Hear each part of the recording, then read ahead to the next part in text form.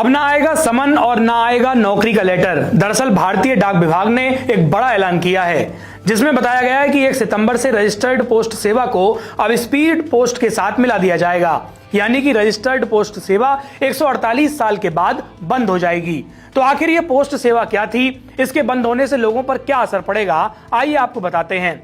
दरअसल रजिस्ट्री सेवा की शुरुआत 1877 में हुई।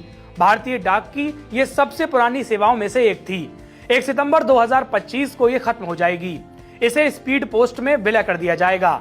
अगर रजिस्टर्ड पोस्ट सेवा के काम के बारे में बात करें तो सेना की नियुक्ति की चिट्ठी, यूपीएससी एसएससी का रिजल्ट, ज्वाइनिंग लेटर, प्रमोशन के पत्र, बीमा क्लेम आदि के पेपर इसी से आते थे। इसके अलावा कोर्ट का समन, टैक्स का नोटिस और लीगल पेपर भी इसी के जरिए भेजे जाते थे।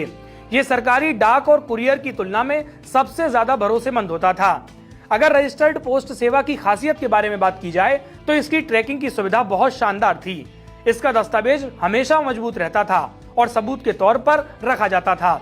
रिसीवर के हस्ताक्षर के बाद ही डिलीवरी होती थी। खोने पर शिकायत की व्यवस्था भी की जाती थी और सरकारी मान्यता भी मिलती थी। इसमें वैधानिक सबूत की ताकत होती थी।